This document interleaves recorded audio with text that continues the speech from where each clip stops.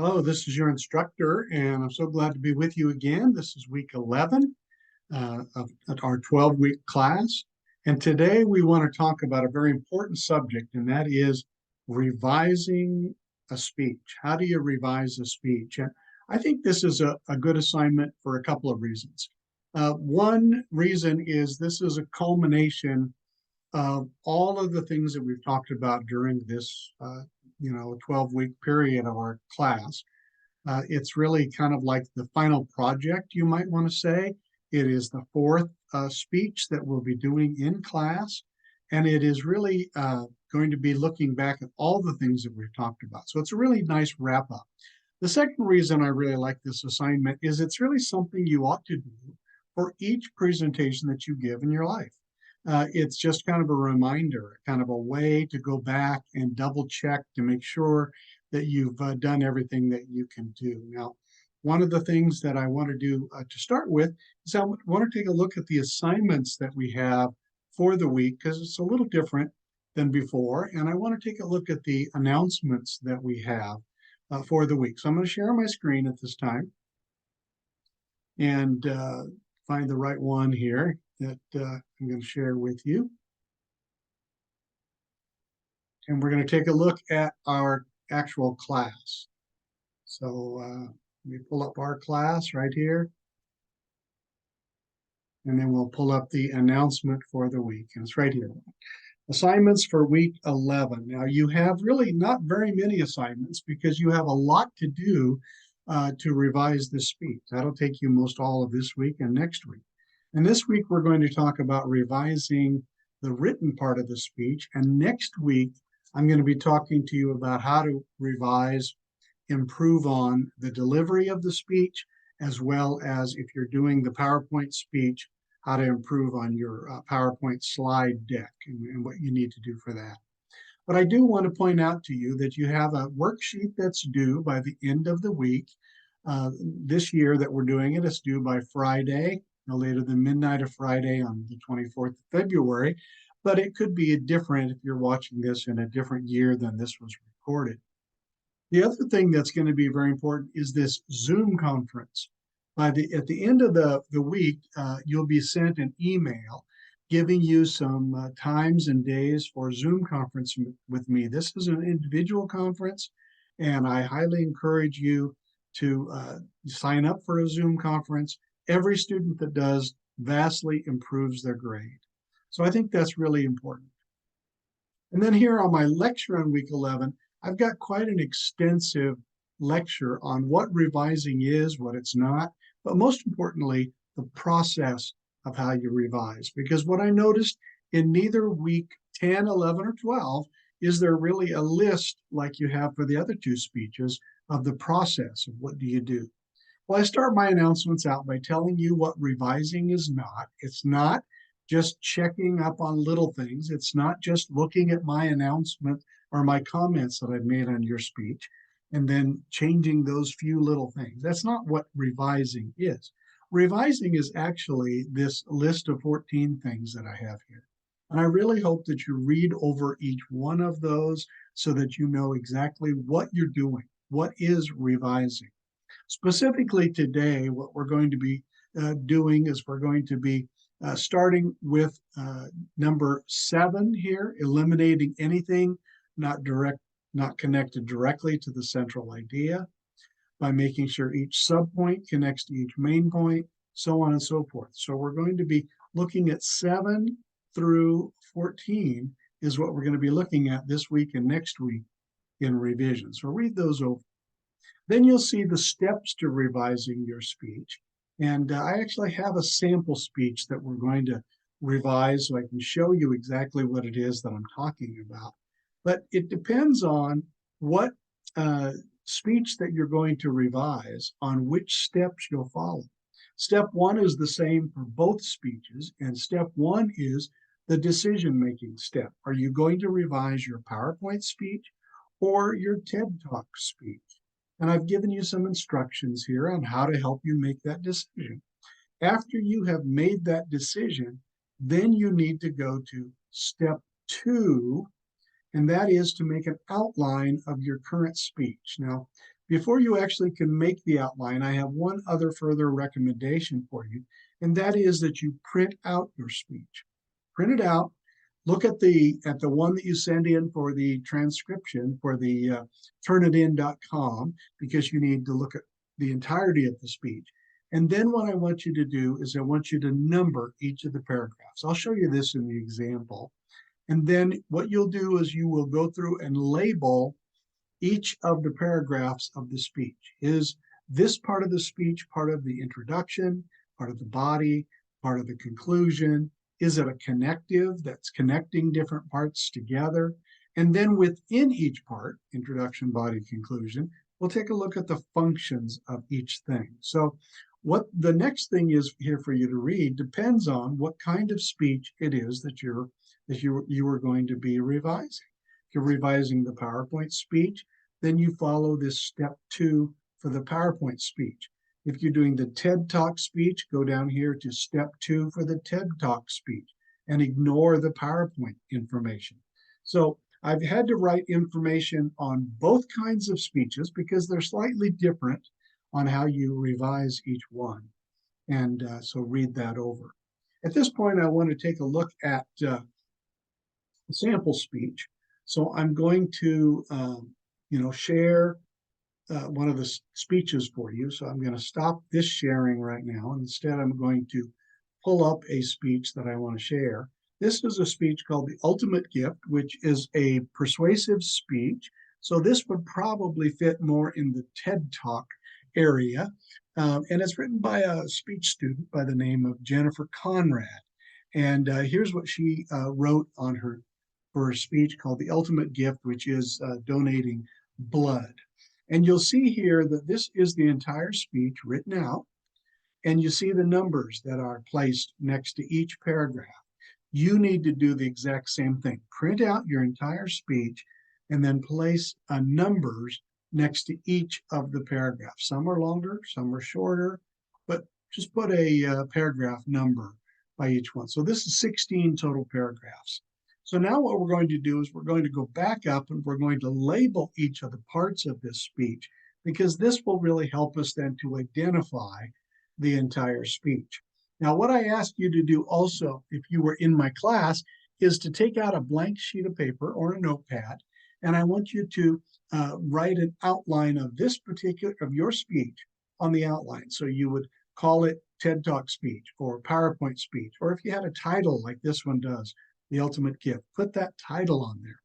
And you'd know that each speech begins with introduction. So put the word introduction on your sheet of paper, on your notepad, and then be ready to write down these paragraph numbers.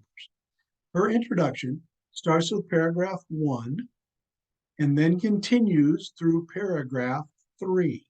So put paragraphs 1-3 underneath of introduction. And we'll get to each one of those paragraphs as when we go back and look at the introduction. Then you need to take a look at the body of the speech. And the body of her speech really has 3 main points. And so it starts with paragraph 4.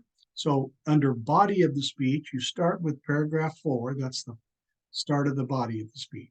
Then you put paragraph 5, paragraph 6, paragraph 7. That's the first main point, 4 through 7. Paragraph 8 is the start of the second main point. So put second main point down under body, put paragraph 8 down as the start of that. It continues on with paragraph 9 and paragraph 10 and paragraph 11. So 8 through 11 is the second main point. Now we have a third main point that starts with paragraph 12. The third main point is paragraph 12, 13 in this speech. So just 2 paragraphs, 12 and 13. Then in paragraphs 14 is the beginning of the third part of the speech, the conclusion. We have introduction, body, conclusion. So the conclusion is paragraphs 14 through 16. So that's what you do as well.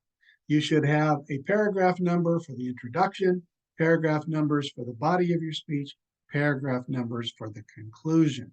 Now let's go back up to the very beginning of the speech and let's talk about the introduction to a speech. Not just this speech, but any speech.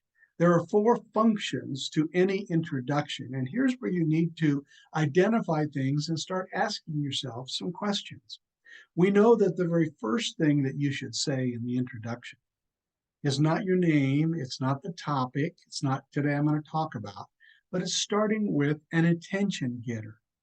And so the first thing to do is simply ask yourself, do I have an attention getter? Where is it in the introduction? If you look at this particular speech called The Ultimate Gift, you see that in the paragraphs that I'm highlighting here, paragraph 1 is that attention getter. And if you remember from class, you can tell me that the attention getting device here is a series of rhetorical questions. And I would have a pause after each one. Are you at least 17 years old? Do you weigh more than 110 pounds? Do you consider yourself fairly healthy? All this is doing is getting the attention of the audience. It's really not wanting the audience to actually directly answer the questions. That would be a direct question. And so I would say the answer to the question, do you have an attention getter in this speech? The answer would be yes. And is it the very first thing you say? The answer again is yes. So far, so good. That's great.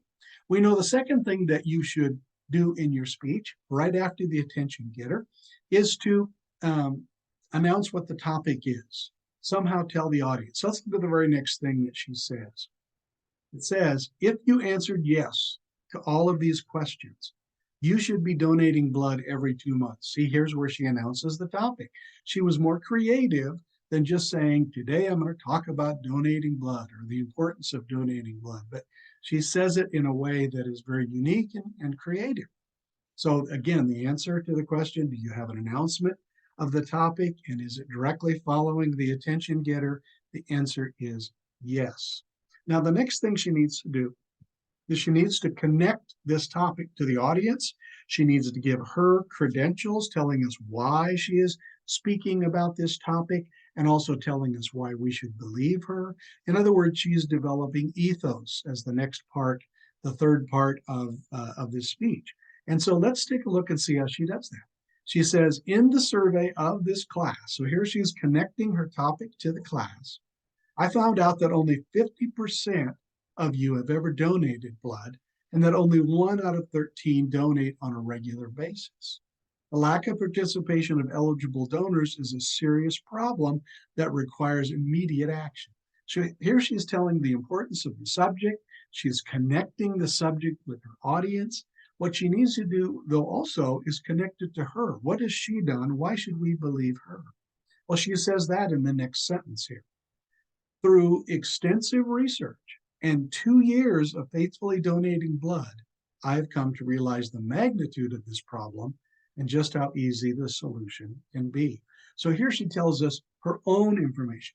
First of all, she's done extensive research, and we're going to be seeing that in the speech when she verbally cites her sources. Secondly, she says, I have personal experience with this topic because I've been donating blood for 2 years.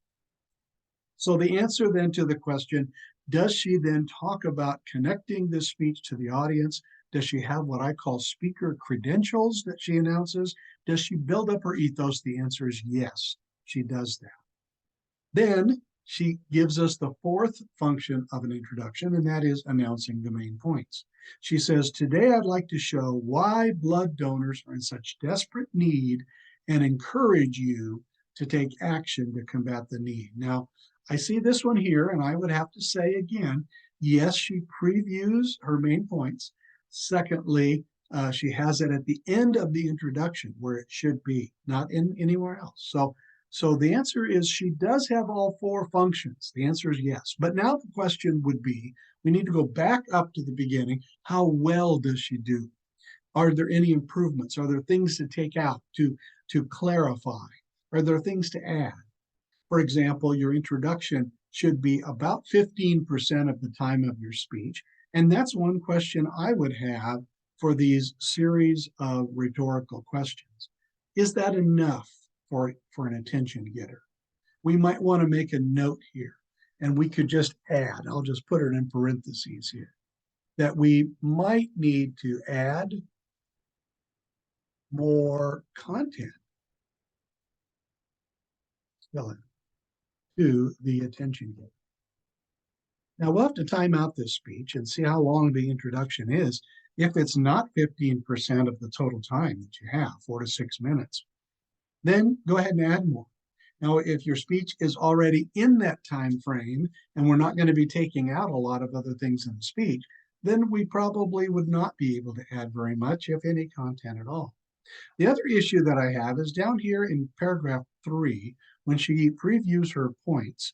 Remember I told you that she has 3 main points, and I only see that she lists 1 main point here in this, and we'll show you all about that here in just a minute. But she says in paragraph 3, today I'd like to show why blood donors are in such desperate need. That's 1 main point.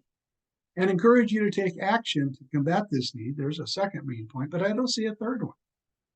So I think what we need to do is maybe change this a little bit. So what I'm going to suggest that we do here is we're just going to put a comma after need, because there's one more thing we need to add in here. So she's going to say why blood donors are in such desperate need, encourage you to take action to combat this need.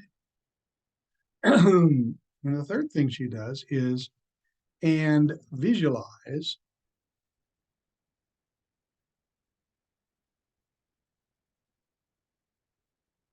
how much better things will be.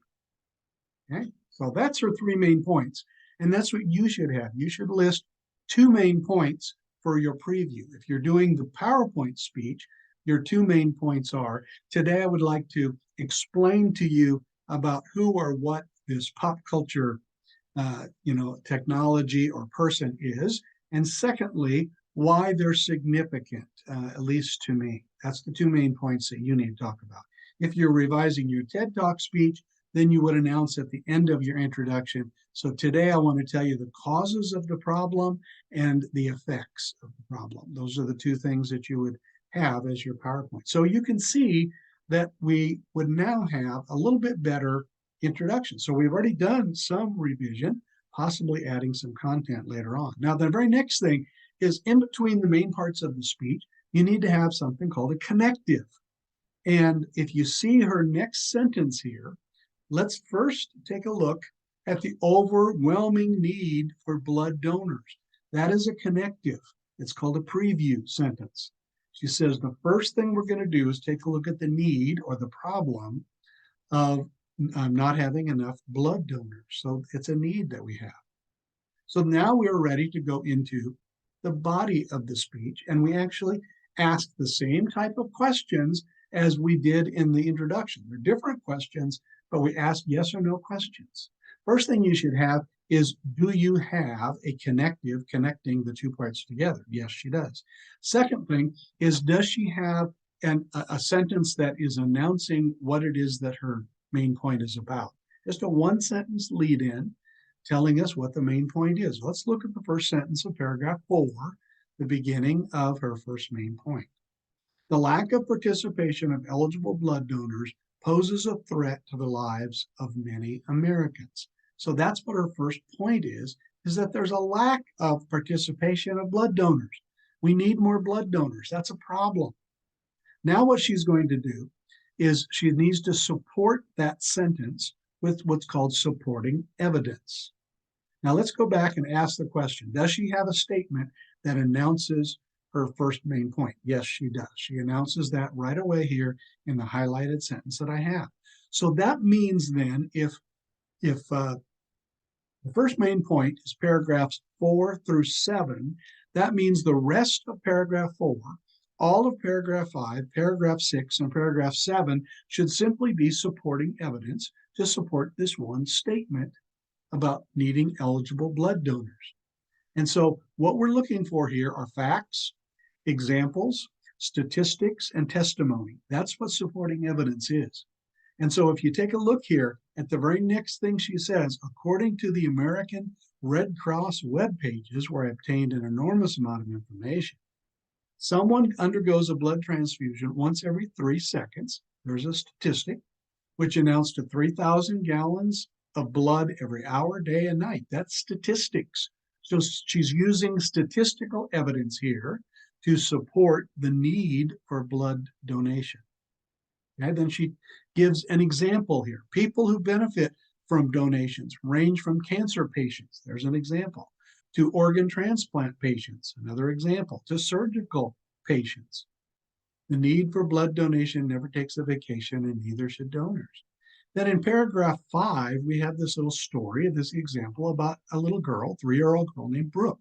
Again, this is supporting information, supporting evidence by the use of an example of Brooke. This is also, by the way, the use of pathos, which is emotion, because who doesn't fall in love with a 3-year-old little girl named Brooke who has long curly blonde hair and bright blue eyes?